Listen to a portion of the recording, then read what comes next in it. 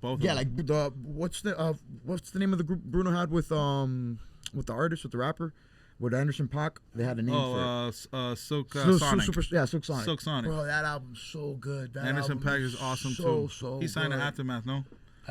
Aftermath. Yeah, he signed to Dre. Yeah, such a good album though, man. Yeah, they make fire. such good music together. So what they did was they got Bruno's like sultry voice, and then they got Anderson .Paak's like kind of funky James Brown, kind of like, you know, raspy type of joint, and they put it together. Full circle moment to how I mentioned it earlier. You don't want to be barsy all the time on the music. Right. They have to create example of it because it's poppy. It's a great musically, sonically sounding record. Right. And then Anderson .Paak comes here and there, sprinkles with the bars right when you need them. Yes. It's so well done. And so the first instance of that I was like, wow, this is gonna change everything to where that came from, is Hey Ya from Outkast. So that record, Andre 3000 is doing the James Brown type of stuff on it.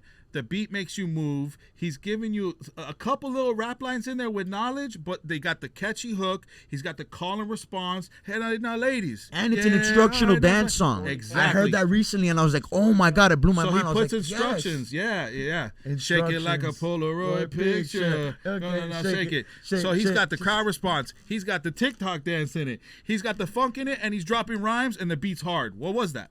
That changed everything. That was a pop song, done by one of our favorite lyricists. It was everything. It was so much. But you got to think, remember, he's a rapper. He had to think outside of the box. Oh, I'm gonna say Andre 3000 is an artist, No, but he's been transcending a rapper since the beginning. you get what I'm saying, right? Yeah. Even with the bars. Yeah. So storyteller, man. And now with the flute. Now with the flute. Going back to the flute. Full circle moment. Shout out the flute. Shout out the flute. Sampled the flute album?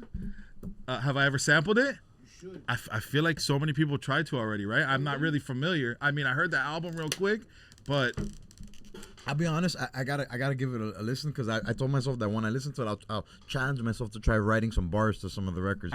I haven't done it yet though. I felt like a million people were gonna try to do it, so then I didn't do it. But maybe that mindset was bad because maybe they didn't do it. I have no idea. Who knows? I haven't heard nobody did nothing with it. All right, Yubi got a good idea. Andre 3000, we coming. On that same note, though, what about some producers you'd like to collab with on a beat, on production? I've always liked Scott Storch. I always liked Timberland. Pharrell's a fucking goat. You know what I'm saying?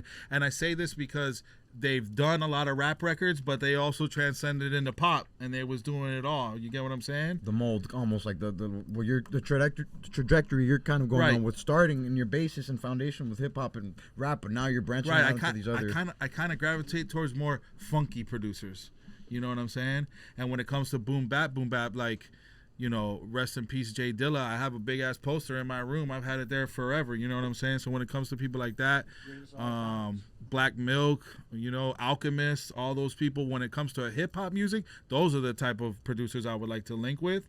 But when it comes to a larger scale, it would be the Timberland, Pharrell's, with that funky sound. You know, that catchy, edgy, but still got that bounce where they in the club moving. You know what I'm saying?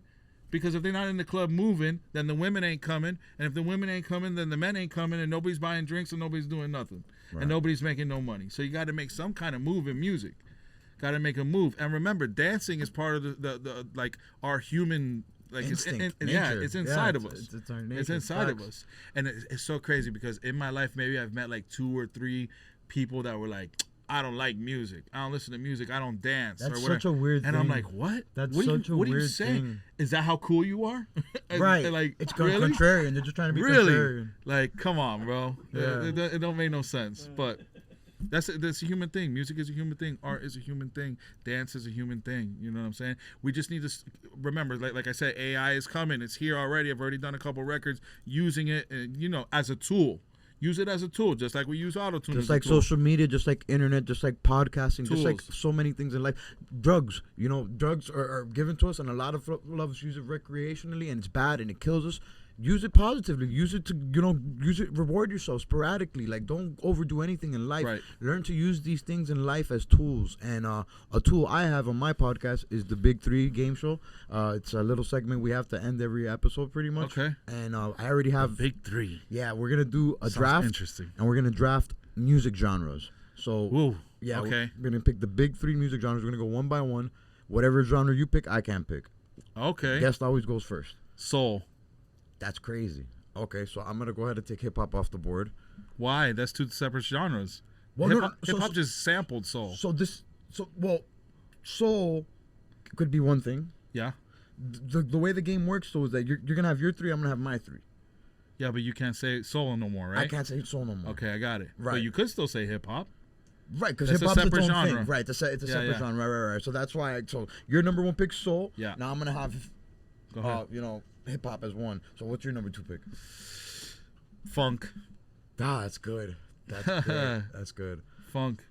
I like that dance shit. I remember back in the day, I used to love all the funk records. All they would talk about was food.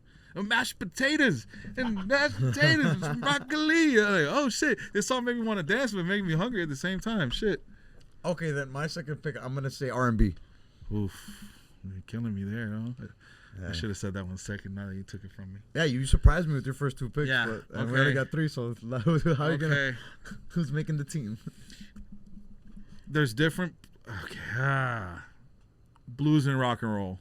I don't know if you want to separate them. You have to. Blues is blues. Rock and roll is rock and roll. They derive. One derives from one another. That's Yeah, but that's then the you could problem. argue hip hop derives from soul. Yeah, that's why I wanted to okay, clarify. okay, We're gonna yeah. specify this It's genre. got a good point.